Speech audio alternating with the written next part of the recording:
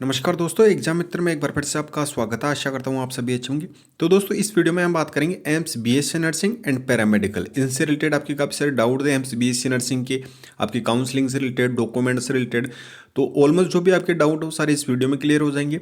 Video को शुरू से अंत तक जरूर देखिए। अगर आप हमारे चैनल पर नए हैं, चैनल को सब्सक्राइब करिए, बेल आइकन को दबाइए, इससे कि आने वाले सभी वीडियो की नोटिफिकेशन आपको मिल सके। तो दोस्तों, सबसे पहले तो बात करते हैं एम्स पैरामेडिकल से रिलेटेड।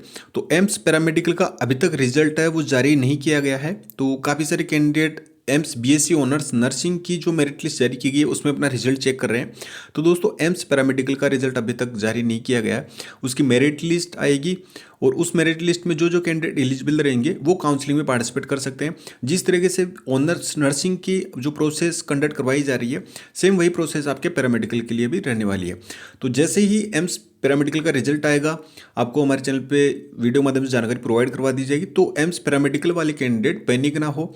जैसे जैसे अपडेट आती है एम्स की तरफ से, सबसे पहले आपको हमारे चैनल पे अपडेट प्राप्त हो जाती है। तो आप चैनल को सब्सक्राइब करके बेल आइकन जरूर प्रेस कर ले, जिससे कि आपको समय रहते ही इसका नोटिफिकेशन मिल सके।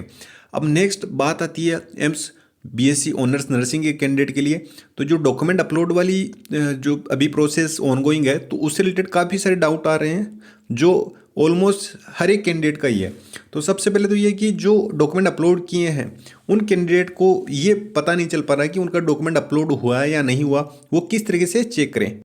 तो दोस्तों, डॉक्यूमेंट अपलोड करने के बाद में आप जैसे ही यहाँ पे चूज फाइल की आपने फाइल सेलेक्ट की, फिर आपने अपलोड पे क्लिक कर दिया।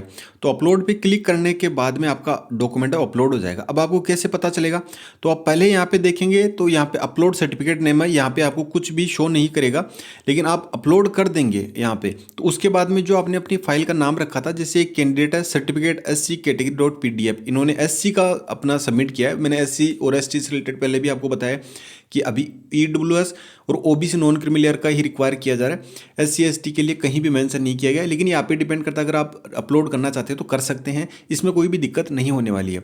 तो इन्होंने ये किया है, यहाँ पे आप देख सकते हैं अपलोड करने के बाद में वापस से आपके पास में फाइल का ऑप्शन आएगा, चूज फाइल का। लेकिन आपको यहाँ पे देखना है आपकी फाइल है वो, अगर यहाँ पे ऑलरेडी है, नाम आ रहा है, तो इसका मतलब है आपका डॉक्यूमेंट अपलोड हो चुका है। अब नेक्स्ट बात करते हैं आपके OBC और EWS के लिए। तो OBC और EWS की जो डेट दी गई है, उसी डेट के बीच में आपका इश्यू होना चाहिए।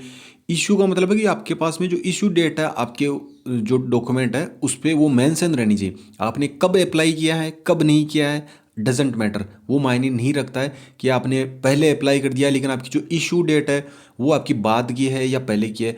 जो डेट बिल्कुल क्लियरली दी गई उसी डेट के बीच में होना चाहिए, वो भी OBC EWS का। OBC का होना चाहिए नॉन क्रिमिलियर का। अब OBC में काफ़ी सारे कैंडिडेट को डाउट हो रहा है। OBC में देखिए दो कैटेगरी आती है, एक तो आती है क्रिमिलियर की, एक आती है नॉन क्रिमिलियर की। क्रिमिलियर में जो कैंडिडेट आते हैं तो उनको रिजर्वेशन का फ़ायदा नहीं मिलता है। तो क्रिमिलियर तो एक तरीके से मान सकते हैं जनरल कैटेगरी है OBC में। OBC में NCL जो नॉन क्रिमिलियर है उनको रिजर्वेशन का फ़ायदा मिलता है। तो जिनके पास में OBC NCL का सर्टिफिकेट है वो रिजर्वेशन का फ़ायदा ले सकते हैं। और यहाँ पे आप क्लियरली देख भी सकते हैं इसका जो फॉर्मेट है। अब स्टूडेंट्स के ये भी डाउट है कि सर हमारे पास OBC NCL का नॉन क्रिमिलियर का स्टेट का या सेंट्रल का, वो किस तरीके से पता चलेगा? तो आप प्रोस्पेक्ट में देख सकते हैं कंप्लीट फॉर्मेट आपको दे रखा है। यहाँ पे आप देख सकते हैं, इसका स्क्रीनशॉट भी ले सकते हैं। तो एम्स ने ये फॉर्मेट जारी किया है और इस फॉर्मेट के अंतर्गत आप यहाँ पे देख सकते हो कहीं ना कहीं आपका यहाँ पे मेंशन रहेगा, ये इंग्लिश में दिया गया है। तो आपको गवर्नमेंट ऑफ इंडिया ये मेंशन रहेगा, और गवर्नमेंट ऑफ इंडिया की जो जितनी भी नियुक्तियां होती है, सेवाएं होती है, उनका फ़ायदा ले सकते हो अगर आपका सेंट्रल का बना हुआ है। अगर स्टेट का बना हुआ है तो केवल आपकी स्टेट के बारे में ही मेंशन रहेगा कि आप स्टेट की जो नियुक्तियां या सेवाएं हैं उनका फ़ायदा ले सकते हो। तो ये चीज़ आपको देखनी है, आपके कहीं ना कहीं मेंशन है गवर्नमेंट ऑफ इंडिया की जो जितनी भी सर्विसेज है उनमें आप ले सकते हो। तो इसका ये फॉर्मेट दिया गया है, आप ये देख सकते हैं इनके प्रोस्पेक्ट में जाके भी। और अब बात करते हैं आपके जो इकोनॉमी की वीकर सेक्शन है EWS के लिए। तो EWS का फॉर्मेट भी आप दोस्तों यहाँ पे देख सकते हैं, ये OBC का हो गया। अब साथ ही आपका अगर EWS की बात करें तो ये SC ST का हो गया, और EWS का यहाँ पे आपको ये दिख जाएगा। तो ये वाला आपका EWS का फॉर्मेट है, जिसमें इसमें कुछ कंडीशंस दी गई है, जैसे कि 8 लाख रुपए हैं, इससे नीचे होनी चाहिए तो EWS में आएंगे। ये फाइनेंशियल ईयर भी दिया गया। तो फॉर्मेट आपको देखना है मेन, और बाकी जो आप बनवाएंगे ना सेंट्रल लिस्ट का, आप यहाँ पे देख सकते हैं। तो यहाँ पे ये सेंट्रल लिस्ट मेंशन रहेगी, तो उसमें आपका ये फॉर्मेट आपका होना चाहिए। तो आई होप आपकी OBC में जो 2 कैटेगरी है उससे डाउट क्लियर हो गया होगा और ईडब्ल्यूएस का भी आपका क्लियर हो गया होगा। लेकिन ओबीसी ईडब्ल्यूएस का जो डेट दी गई है उसी में ही इशू होना चाहिए। एससी एसटी का कोई भी डेट नहीं दी गई है कि आपका कब तक का वैलिड होगा, कब तक का नहीं वैलिड रहेगा। और अगर एससी एसटी का देखा जाए तो आप एससी एसटी का भी ये फॉर्मेट देख सकते हैं। ये वाला फॉर्मेट एम्स के द्वारा दिया गया, तो इस फॉर्मेट के अंतर्गत आपका होना चाहिए प्रॉपर बना हुआ, जिसमें आपके इसमें भी सेम वही है कि आप जो गवर्नमेंट ऑफ इंडिया की जो जितनी भी स्टेट की नहीं, जैसे कोई स्टेट है, स्टेट ऑफ बिहार है, स्टेट ऑफ राजस्थान है, स्टेट ऑफ दिल्ली है, इस तरीके से नहीं, इसमें गवर्नमेंट ऑफ इंडिया है तो उसका मेंशन रहना चाहिए। अब नेक्स्ट आती है कि एससी एसटी का सर्टिफिकेट कब काम में आएगा, जब अभी ऑनलाइन अपलोड करवाया जा रहा है ओबीसी डब्ल्यूएस का, तो एससी एसटी का आपकी जब कॉलेज अलॉट हो जाएगी उस टाइम पे आपको अपने ओरिजिनल डॉक्यूमेंट है जो 12 एम्स दिए गए उनमें से कोई भी कॉलेज अगर आपको मिलता है तो उनमें से जिस कॉलेज में आप जाएंगे रिपोर्टिंग के टाइम पे तो वहाँ पे आपको अपना ओरिजिनल डॉक्यूमेंट देना होगा। अगर वहाँ पे आपका ओरिजिनल डॉक्यूमेंट नहीं रहेगा तो आपका कैंडिडेचर कैंसिल कर दिया जाएगा। एससी एसटी का आपको उस टाइम पे सबमिट करवाना होगा, तो काउंसलिंग की वो प्रोसेस रहेगी उसमें आपको सबमिट करवाना रहेगा। अब नेक्स्ट ये आती है कि सर इंडिविजुअल स्कोर कार्ड कब चेक कर सकते हैं।